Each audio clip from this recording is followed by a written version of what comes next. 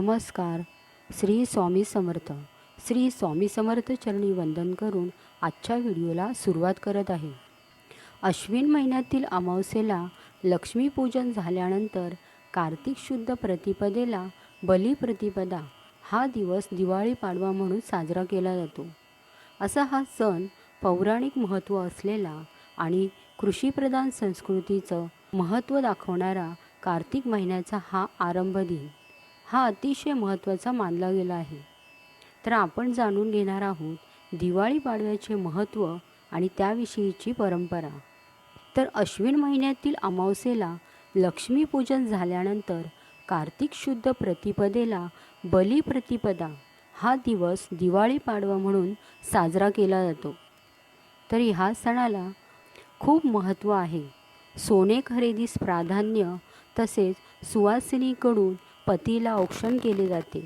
तसेच व्यापाऱ्यांसाठी वर्षाचा प्रारंभ अशा अनेक बाजूंनी हा दिवाळी पाडवा अतिशय महत्त्वाचा सण आहे.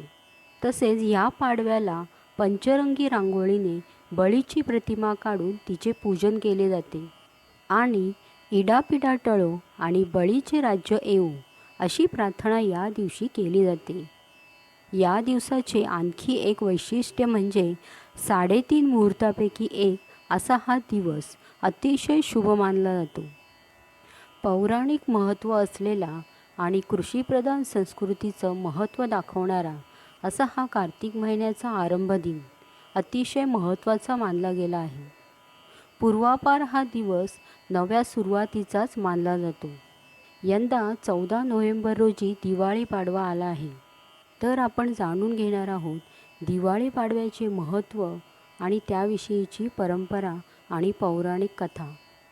बलिप्रतिपदेविषयी असलेल्या पौराणिक कथानुसार पार्वतीने महादेवांना याच दिवशी द्यूत खेळात हरवले, म्हणून या दिवसाला द्यूत प्रतिपदा असेही म्हटले जाते.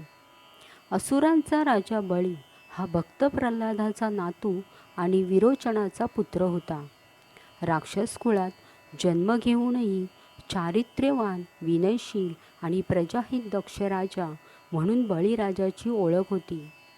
दानशूर म्हणूनही हा राजा विख्यात होता. पण पुढे त्याने वाढत्या शक्तीच्या प्रभावाने देवांचाही पराभव केला. बळीराजाने एक यज्ञ केला. या यज्ञानंतर दान देण्याची प्रथा होती. भगवान विष्णूंनी वामन अवतार धारण केला आणि बटू वेशात बळीराजासमोर उभे राहिले. या रूपात वामनाने 3 पावले भूमी मागितली. वचनाला जागून बळीराजाने हे दान देण्याची तयारी दाखवली.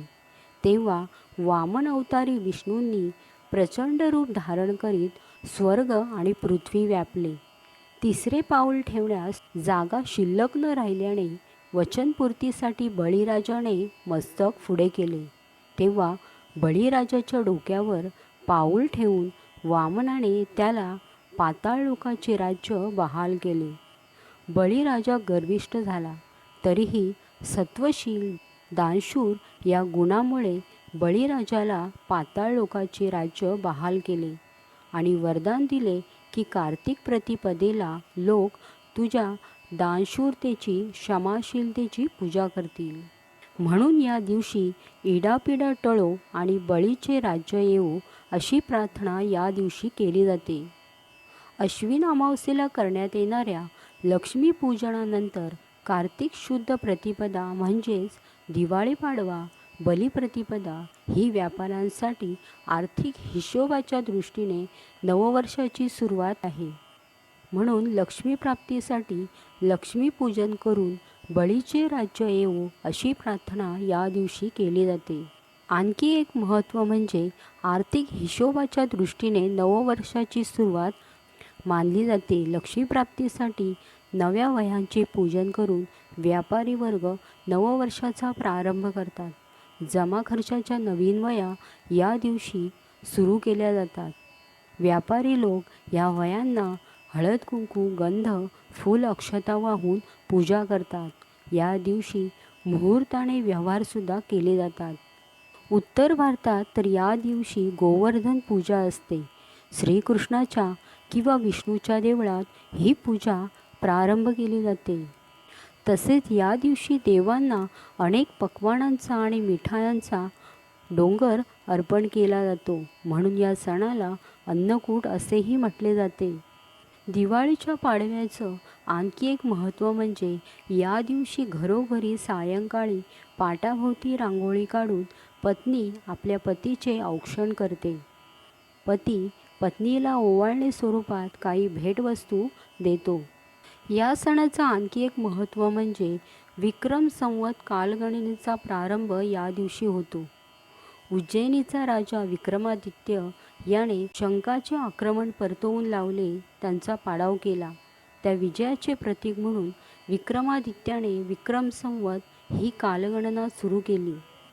इसवी सन पूर्व 57 पासून ही कालगणना प्रचलित आहे. तर अशी होती दिवाळी पाडवा आणि बलिप्रतिपदा या सणाविषयीची माहिती. श्री स्वामी समर्थ.